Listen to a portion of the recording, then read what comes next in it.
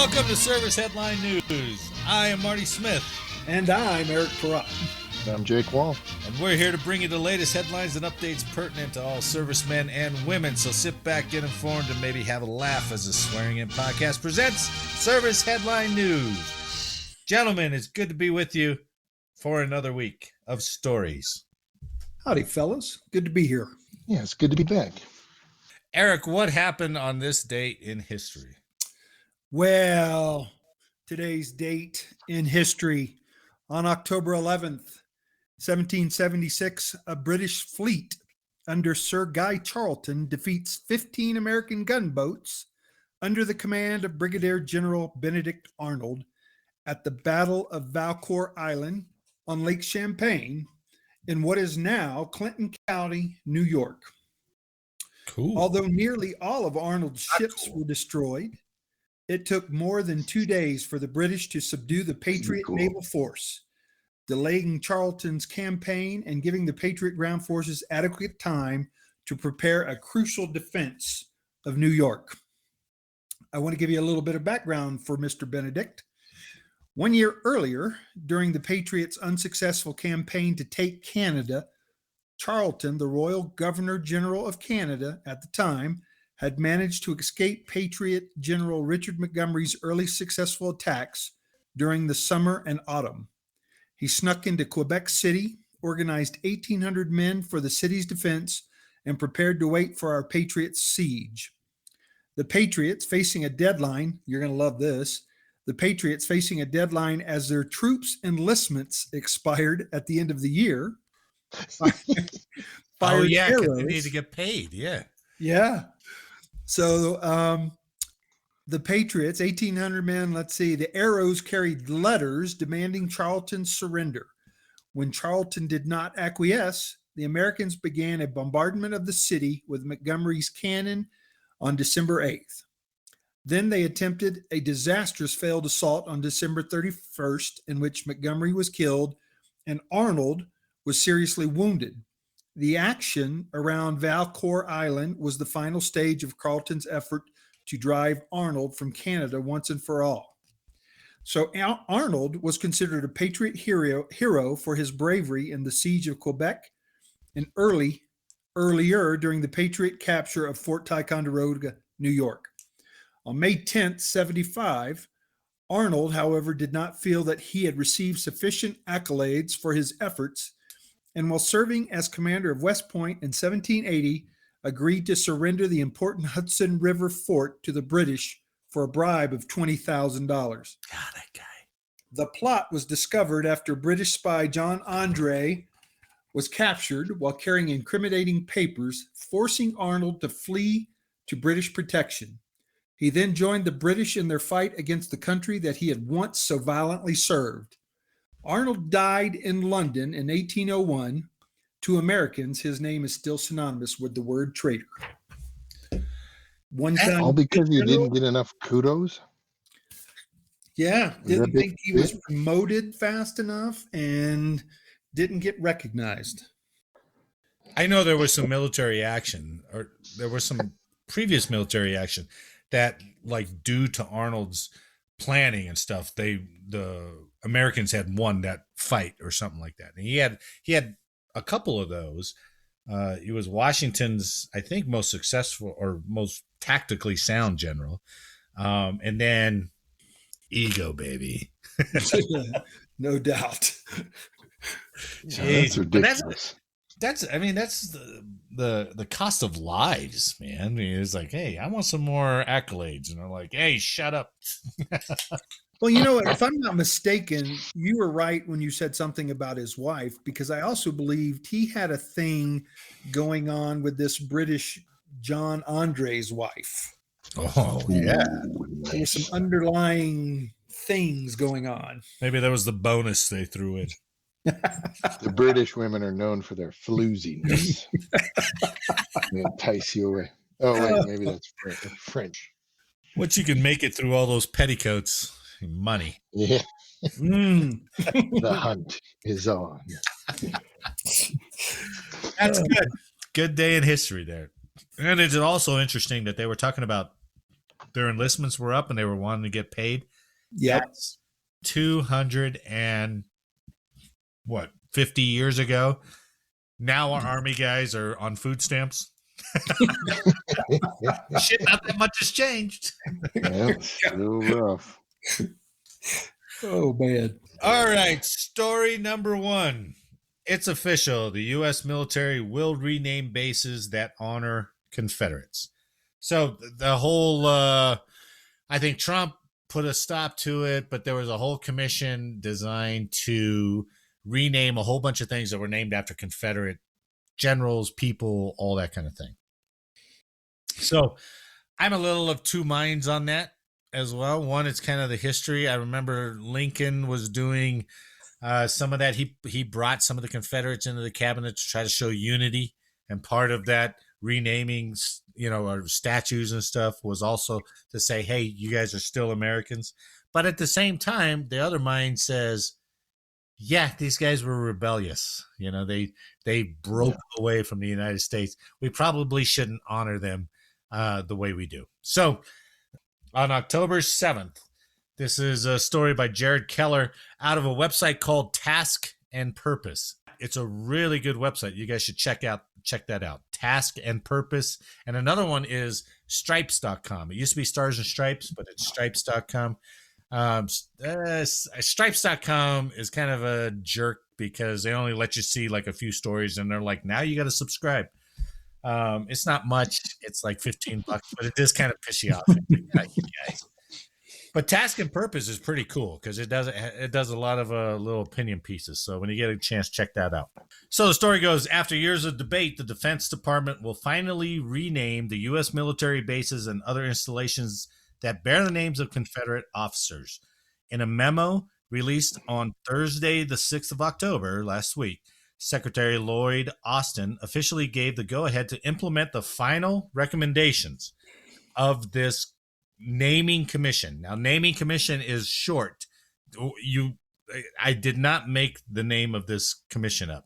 The long name of this commission is Commission on the Naming of Items of the DoD that commemorate the Confederate States of America or any person who served voluntarily with the Confederate States of America. That's the name of the commission. There's no acronym for that? No, I know. There's no acronym. It's ridiculous. So they're like, we're calling you the naming commission. So that's quite the nerve ongoing. sniffer. That was probably $10,000 to figure out that name. Oh my gosh. The renaming effort comes after 18 months of work by the commission that included extensive consultations with experts, historians, and the communities rooted in the bases in question or posts in question. The recommendations from the naming commission call, this will blow you away too, call for the Defense Department to alter the names of some 1,111 installations and facilities, including 9 major Army posts originally named after rebel leaders. We're just going to talk about those 9 Army posts, right? Oh, so they're going to like buildings and parks and all that, huh? They're doing everything. They're wiping it clean. So, yeah. So I'm of a mindset like military-wise. I'm with you, Marty. I understand 100% why you would rename them. But from a military standpoint, they were whooping the North's butt. And some of those generals were really good at strategy and planning and using terrain and things like that. I mean, now, I know we don't have Ho Chi Minh Park on Peterson Air Force Base, right? I understand that. But I mean, honestly, they were whooping our asses too, our butts too. And like, I mean, there's got to be some sort of acknowledgement of their abilities as military leaders, maybe. And that's true. And you consider, if you consider too, that all those guys, most of those guys all went to West Point together. That's correct. They were all American. That is true. They all fought the Mexican-American War, and then they got kind of caught up in all that other stuff. So Where's your family from? I get it. And, we just talked about a traitor in Benedict Arnold. We don't have any Yeah. Benedict Arnold, USS Benedict Arnolds or anything like that. So, No, I understand. But you guys I know, get that. hey, there's a part of that is just history. And True. I believe it's important to remember that history. Now, I'm not sure we need to name our installations after them, but I also don't think we need to completely not recognize that it occurred or happened. And that's what I was getting to, Eric. I agree. Yeah. I mean, acknowledge that they were good strategists, as good tacticians. I mean, they did. I mean, I guess they outmaneuvered the majority of the North. They did. Quite a few times, and it was to the point where the North was about to lose on multiple occasions. Yeah, Lincoln had to all the way up. They were up into Pennsylvania. My God, they were right there. And really, it was kind of more the Norse. Once they kind of got their generals kind of sorted out late, and also the industrial power of the North too was able to. I mean, the South couldn't feed them anything. They're like, we had cotton, dude. We don't make guns. You got to get those from the North. So, so there was that. But you're right. I mean, there were some brilliant military tacticians who were Americans at one point.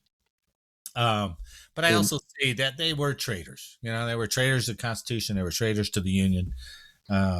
So I get it. And as we go down through this, and it's not as bad as you think, because I'm going to read the nine posts and what they're renaming them to, and most of them are good. There's a couple that, not so great.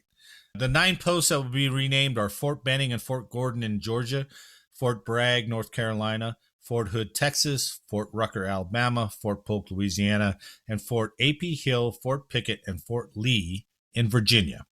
So let's start with Fort Benning. Fort Benning was named after Henry L. Benning, a brigadier general in the Confederate States Army during the Civil War. It will be renamed to Fort Moore after Lieutenant General Hal Moore and his wife, Julia Moore. Lieutenant General Hal Moore was the We Were Soldiers with the 1st Battalion, 7th Cav over there in Battle of Eadrang in 1965. Eadrang Valley. And I think he retired as a lieutenant general. His wife was also instrumental in the creation of the Casualty Notification Team, which the Army didn't have at that time. You saw that depicted in the movie where she's walking around giving the letters out to the then widows of the officers who were dying. Fort Benning is going to be changed to Fort Moore. I don't have a problem with that. That's okay. I like that, actually. Fort Gordon was named after John Brown Gordon, who was a major general in the Confederate Army, a Georgia governor, a U.S. senator, and a businessman. So you're like, okay, Gordon did a lot. But it's going to be renamed Fort Eisenhower. That doesn't roll off the tongue, but it's after Dwight Eisenhower, the famed general who led the Allied armies across Europe during World War II. He would later go on to serve as the 34th president of the United States. Okay, I don't have a problem with that one either, to be honest with you. Fort A.P. Hill. I think that's a small fort because you don't really hear about it very much. But Fort A.P. Hill was named in honor of Lieutenant General Ambrose Powell Hill. Ambrose. I think you should bring Ambrose back. How'd you like to be in first grade with Ambrose? Ambrose. That's not a poor man's name. Yeah, you're like a fruit salad. Not. Ambrose Powell Hill. He was a Virginia native who rose from colonel. Listen to this one. He rose from colonel to major general in 3 months. What? Jeez. He's either really good or there was a lot of casualties. Yeah, well, now you understand why Benedict Arnold said, "I'm done." Yeah, right. I'm passed up by this guy. Seriously? Yeah, get it. I'm British now. Colonel for 3 months. That's it. Going to the weak-chinned women with bad teeth. Historically. Uh, General A.P. Hill took command of one of Lee's 3 corps in 1863. Fort A.P. Hill will be renamed Fort Walker after Mary Edwards Walker, a surgeon, spy, and advocate for women's rights. Walker served as a doctor during the Civil War, risking capture to treat wounded soldiers. In 1886, she became the only woman to receive the Medal of Honor. Yep. She's I was like, hardcore.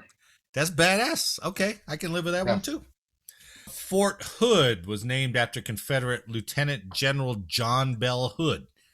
It will be renamed Fort Cavazos after General Richard Cavazos, the Army's first Hispanic 4-star general. As a platoon leader in a company of Puerto Rican soldiers during the Korean War, Cavazos was awarded the Distinguished Service Cross. He would be given that award a second time for his actions in the Vietnam War before retiring in 1984. So the guy did 2 wars. My God, that's pretty badass. Fort Lee was named after General Robert E. Lee. It will be renamed Fort Gregg Adams after both Lieutenant General Arthur Gregg and Lieutenant Colonel Charity Adams. Gregg, who is black, enlisted in the Army in 1945 and would eventually rise to Deputy Chief of Staff for Logistics of the Army and also supervise the desegregation of the Fort Lee Officers Club. Colonel Charity Adams, who was also black, entered the Women's Army Auxiliary Corps in 1942. 2 years later, she was commanding the first unit of black women to serve overseas. The 6888th Central Postal Directory in England. Adams's unit was tasked with delivering mail to and from almost 7 million soldiers fighting in Europe. Fort Pickett. I didn't even know there was a Fort Pickett, to be honest with you. But Fort Pickett was named after Richmond, Virginia native Major General George E. Pickett, who led the ill-fated charge at the Battle of Gettysburg. It will be renamed Fort Barfoot. Technical Sergeant Van Barfoot was awarded the Medal of Honor for his actions in northern Italy on May 23, 1944. Over the course of that day, Barfoot single-handedly took out multiple machine gun emplacements, captured several prisoners, and evacuated 2 severely wounded soldiers. I thought he was Indian. He's not. It's just a unique name. So Fort Barfoot. It's hard not to say Fort Barefoot. I know, but it's a Yeah. How many other bases are enlisted names? That's true. Yeah, very good. Yeah, Right. So not many. Yeah, not many. For the amount of Medal of Honor winners, enlisted to officer ratio. Oh, it's huge. Yeah. And then you've got one base named after, that kind of thing. Yeah, that's true. No. Well, this was named after an enlisted guy. This next one, Fort Polk, is going to be named after an enlisted guy. Fort Polk was named in honor of Louisiana native son Leonidas Polk. Polk was a prominent Episcopal bishop and corps commander in the Confederate Army. Polk fell at the Battle of Pine Mountain in the Atlanta Campaign in 1864. It will be renamed Fort Johnson after Sergeant William Henry Johnson. So in 1918, this is a black man in 1918, during a German raid on his trench, Johnson, quote, threw grenades until his supply was exhausted. When he ran out of grenades, Johnson fired his rifle until he spent his ammunition. When he ran out of bullets, Johnson charged the enemy, swinging his rifle as a club. And when he observed 2 Germans about to carry his wounded comrade away for interrogation, Johnson abandoned his rifle and instead drew his bolo knife, fighting off the Germans at close quarters and pushing them back from the position. These actions earned him the moniker this was from Teddy Roosevelt back then. They earned him the moniker of, quote, Black Death. Man, that's awesome. Teddy Roosevelt called him Black Death. That's a badass dude, man. And he called Johnson one of the 5 bravest Americans to serve during the war. That's fucking, I don't know what. Yeah, definitely. That's pretty cool. That's pretty really cool. A couple more. Fort Rucker Fort Rucker was named in honor of Colonel Edmund W. Rucker, a Civil War Confederate officer who was given the honorary title of general and who became an industrial leader in Birmingham after the war. It will be renamed Fort Novosel for Michael Novosel. During World War II, Novosel flew B-29 bombers. Almost 2 decades later, Novosel resigned his Air Force commission and joined the Army as a warrant officer and helicopter pilot. He flew 2,543 extraction missions, Damn. rescuing over Holy 5,500 seriously wounded soldiers. In 1969, Novosel braved enemy fire to rescue 29 soldiers over the course of 18 hours, for which he was awarded the Medal of Honor. Hmm. That's pretty cool, especially for if anybody has a right to be pissed off about being underappreciated, you show Benedict Arnold this list right here. All right, Especially this guy flew B-29s, then he gave it up to go fly helicopters. So he stepped down from a commission to a warrant officer. Those helicopter pilots in Vietnam didn't last long either. Nope. No, generally because they didn't. They're susceptible to ground fire. They're lowering stuff down to try to pick up people. Oh yeah, they're loitering. Crazy. Those guys were balls as big as church bells. Yeah. All right, last one, Fort Bragg. Fort Bragg is named for native North Carolina Confederate General Braxton Bragg. That's a good name too, Braxton. I like that. It will be the only post to not be renamed for an individual. The naming committee announced that Fort Bragg would be designated Fort Liberty. I know. So it's funny because as I was reading this article, and then there were people who, comment after the article, and this guy sent in, he said, quote, "I support renaming the bases, but Fort Liberty sounds every bit as moronic as when somebody in the Senate decided to rename French fries as Freedom Fries." Says it sounded retarded then, it sounds retarded now. and there's got to be other people out there, right? There was, especially as a special ops base, with all the Delta guys, the SF guys, and there were a lot of comments of like, hey, you could have called this a myriad of other big hero places, but you came up with Fort Liberty. So that one's like the lamest one. Somebody also said, why didn't you call it Fort Audie Murphy, the most decorated soldier in World War II? Yeah. And you're like, yeah, he was a pretty much of a badass. So you could have even done Schwarzkopf from the desert. Yeah, Schwarzkopf would have been good too. Sure. Lastly, implementing the renaming plan will cost the Defense Department roughly $62.5 million. What the? So there you go. They got to change the global. They got to change everybody's email address, and that's why hey, maybe we should cut that special duty pay to all these Air Force special duty assignments and make all the young troops $62.5 million to rename all these posts. It's crazy, and we wonder why our troops are going to be on food stamps. Right. Come on. Okay, so that's happening, and I don't know how long it's going to take. They had no estimate, but they got to change all the highway signs. Yeah, that's probably part of it, right? Right. All right. Story number 2, Eric. I've got a very cool story, and I know you're aware of it too. And it's a very long story, so I'm going to try to focus on the actual piece of equipment. So this story covers the new rollout of the Army's $22 billion mixed reality combat goggle. Wow. And I'm thinking, damn, man, I just had night vision and now I'm going to have mixed reality. Come on. The technology's crazy. So this thing revolves around the integrated visual augmentation system, or IVAS. So the term IVAS IVAS. is what they're calling this new goggle, and the contract is good for 22 billion. So Oh my gosh. the Army's going to purchase 40,000 of these devices, and there's going to be 3 versions. The first, the combined version 1.0 and 1.1 will go out, was supposed to go out in September 22. It's been delayed. It looks like it'll go out in the spring of 2023. I want to go right into the equipment.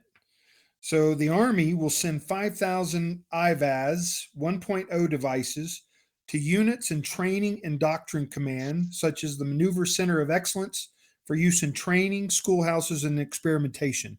I think you're going to have to need a PhD to figure out how to use these damn things, by the way. Holy shit, yeah. It's just for the Army, though? Right now, yeah, it's going to go out to operational units and can be used in garrison field training and on combat deployments. Units such as the 82nd Airborne Division, 75th Ranger Regiment, and the 101st Airborne Division will receive the technology first due to their unique missions. So version 1.1 and 1.0, they're very similar on the outside. Both have night vision as good or better than most fielded systems. Both also have thermal sights in the same device, present only in one other goggle that has been fielded to a select group of other close combat forces. So they're saying what the nearest competitor is close, but we have the advantage when we talk about the version 1.1 and 1.0. General Schneider says if we have to plan to fight a near-peer threat, I've never heard that, near-peer threat, they're going to be equipped with night vision too, and if you use a laser, they see a laser too. So this system, 1.0, 1.1, has a passive targeting, which allows you to not be detected because you're not using a laser. So it's a passive targeting system. With passive targeting, it's not a concern. So they have no idea you're targeting them. I love this. This is a quote from General Schneider. They have no idea you're targeting them until a bullet hits them. Nice. I love that part. Hey, Eric, near peer is referring to similar capabilities. So us versus China versus Russia. Well, Russia before they went into Ukraine. Yeah. Or like what we anticipated Russia being. Yeah, very similar, equal capabilities kind of thing. Not us versus Taliban. Okay. All right. And it makes sense, you know, when it's relatable to someone who's got equivalent technology. Now, So near peer might be Taliban also, based on what we left behind, kind of thing, right? That's right. They got night vision now, huh? Well, who did They might not Rourke? have Who no did charging cord. who did Rourke Denver go after in Costa Medal Rica. of Honor? Costa Ricans, baby. Hardcore. So, continuing, the IVAS is a standalone system that contains situational awareness tools in one package, beyond any of the Army's current systems, including Net Warrior, which was a long-running soldier-borne computer in a smartphone or tablet. The device also works as a vehicle, ground, or air integration tool for dismounted soldiers. That's part of the ongoing work with soldiers integrating the IVAVs with helicopters, the Bradley fighting vehicle, and the Stryker. Up until now, soldiers using wireless routers in the Bradley were able to see the same view as the vehicle commander, driver, or gunner through their optics. So this thing is going to allow them multiple capabilities. My question is, how do you have situational awareness around you? Well, I wonder if that's like a HUD. You know, does that spot friendly units and throw them up on your screen so you know who's there just by the emitter that they're wearing? You know, maybe that gives them a situational awareness. I mean, I'm looking at the picture of this thing in this article, and you know, it's on their Kevlar helmet with a cable coming down to their chest that plugs into something. I don't know if that's the battery. It is a Uh, battery.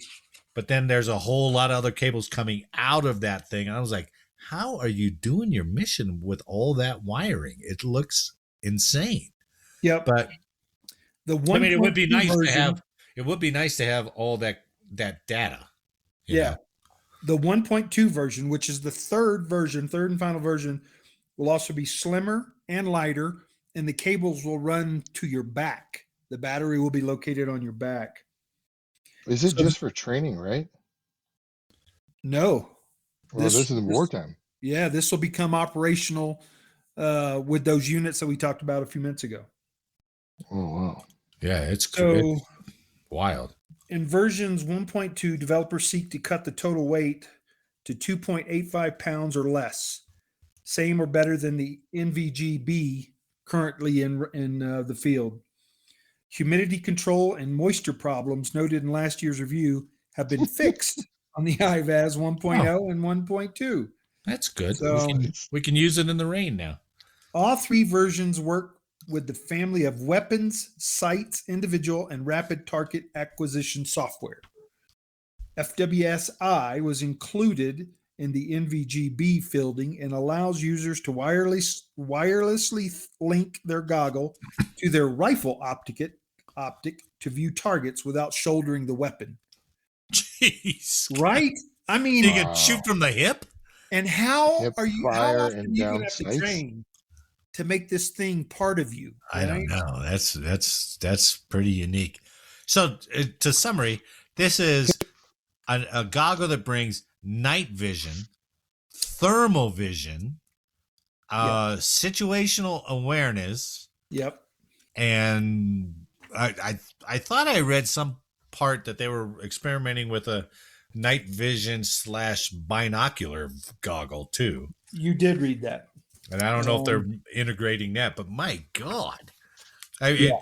it's a good thing they're giving these to like the special ops guys, you know, because some of the guys I knew, when they were first in, I was like, I mean, I knew a guy who left his weapon leaned up against the track and forgot it, and the track took off, and he brought his weapon back in like a bag. It was like it just totally destroyed it. And that was an M16. This IVAS is about 1,000 M16s. Oh my goodness. What I like about it, thermal sights cannot see through glass, but low light sensors can. So you're going to have a low light sensor that can see through glass. Meanwhile, low light sensors can't see through dust, smoke, or other obscurants, but thermals can. By combining the two, users get the best of both worlds. So when you talked about, remember wearing night vision and the ambient light available, you couldn't see unless there was just a little bit. Yeah, Well, you had to have something, right? This is going to be fixed, man. All those things are going to go away. You're going to be able to use two sensors depending on your situation, which is very cool. Yeah, that is pretty cool. But at the cost of $22 billion. Drop it. Very cool, Eric. Very cool. Story number 3, Jake. All right. Well, everybody's been asking for it for years, decades, or months, whatever. In the Stars and Stripes, stripes.com. Goodbye, bullet points. Air Force wants award narratives. So instead of doing the bullet point format of action, impact, result, they are going towards a more understandable, relatable format, which has historically been the biggest problem, right? Like Marty, you and I were space nerds for a while. It's very difficult to explain what we did to aircraft maintainers that are rating these packages at the group level. When we were deployed, some of the best commanders we had could actually break it down and say, hey, this is what we're doing. We're not going to speak in acronyms. They did this. Right. And the same thing goes from cops, weapons loaders, whatever. explaining the difference and how important that was, or what the action they took was to the big picture, will be easier in narrative format, according to them. Now, we all know how that will go. Give it a year and everybody will be Firewall 5s again. Go Oh, But, God, I forgot that term. right? Give it a year. Everybody gets 3s. Nobody's above a 3. But I hope it will be easier for people to understand what these airmen do, or it's airmen right now, what these airmen do, and it'll be easier to portray how their actions impacted the mission as a whole. So that's it. I I think it's a good thing, I think so too. but You know, we all know how that kind of thing gets kind of corrupted after a while. Well, sure, it all does, right? They come out with a new EPR system, and it's good at first, and then after a while, it's like, oh, everybody's still the best, right? Yeah, There's no more bell and we've curve. all been complaining about it, and use up all your space, do the acronyms, spell That out, was the dumbest. That was the right? dumbest rule. So, if anybody's listening from the other services, the Air Force basically conducted their EPRs and their awards programs just on bulletized. So you had the space on the award form, which is pretty similar to all the other services, but you had to fill it all the way up, or else they were like, oh, I guess he doesn't deserve it. And so you fill it up with just dumb bullets. It was so dumb. fluff. You would spend hours wordsmithing something. Yep. I need a 7-letter word, but Because that's all the T's take up spaces less I have. space. Right. Yeah. I know. It's so And you're dumb. like, wow, there's T's and I's, but the G's take up a lot of space, and And there were people like, who oh god. really, the golden pen people had made an art out of it. They were really good Oh, and at you doing know that. what? Yeah, there's a handful of them, and they're the good ones.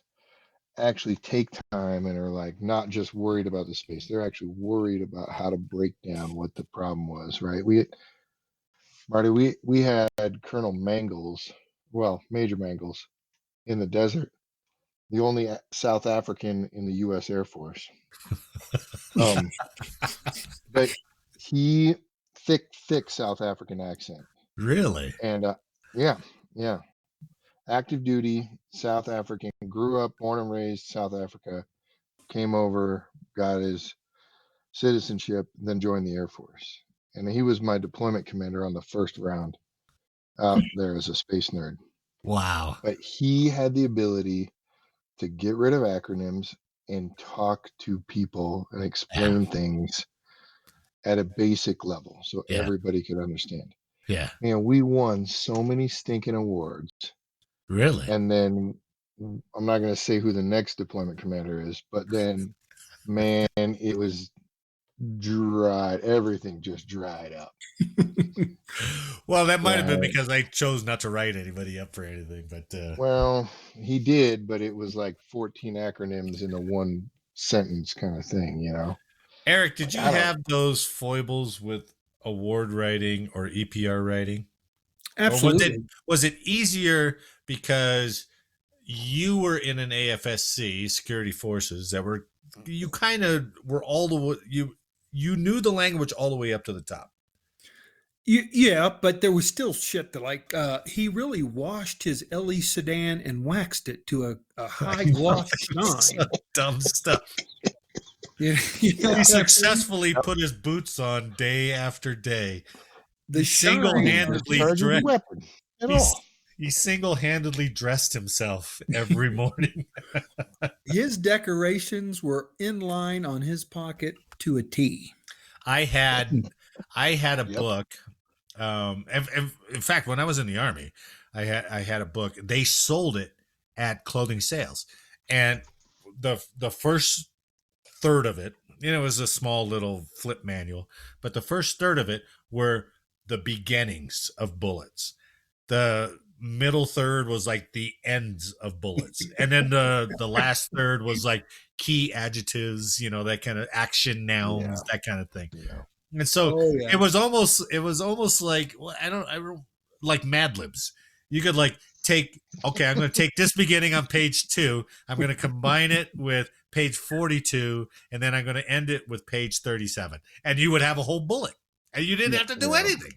It was crazy. So I think going to a narrative is good, as long as you have supervisors and people in charge who are going to give a shit and write it the correct way. Dear Diary, Chairman Snuffy. That's going to be the first full year. He did a great thing today. Let me tell you about it. He deserves a medal. God. You ever get embarrassed? So we were talking about this today. I would, and Williams talked about it, how we would get embarrassed if we had to wear blues around any other branch. Because we had so many stinking rib. I mean, I'm not complaining. And we had just freaking a rack up to your collarbone. Right. And then the Army rolls in and they're like, I got 3. Oh, what'd you do? Yeah. I was deployed for 48 months straight. And 10 years in the Army. I haven't used a flushing toilet for a decade. Oh, yeah.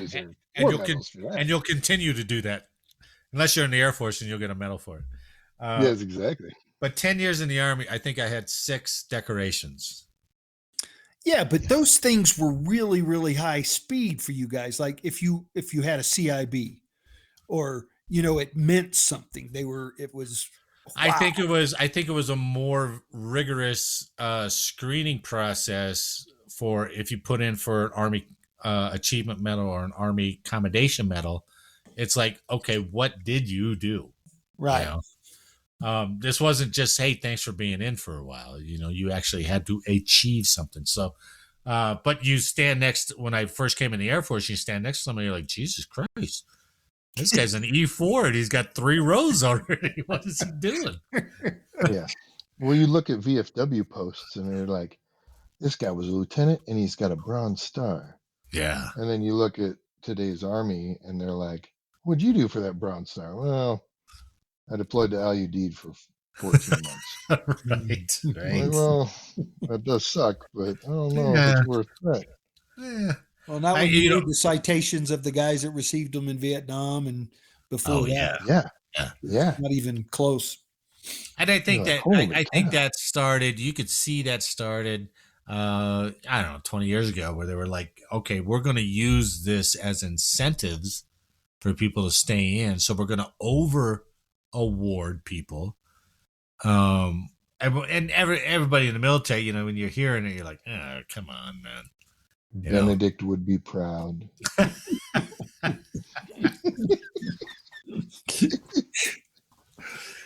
All right, thanks, Jake. Last story we got.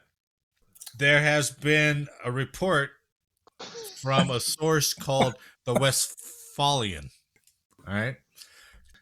Because of all this recruitment and retention issues that we see in the military right now, the Joint Chiefs have put a committee together to creatively think of new ideas to offer military members to join or to stay in. So the Westphalian, has listed the top 5 ideas out of this committee. So we're going to go down in order from 5 down to 1. Jake, what do you got for number 5? All right. And number 5, putting the joint in Joint Chiefs. Laced brownies or pound cake or dessert in every MRE.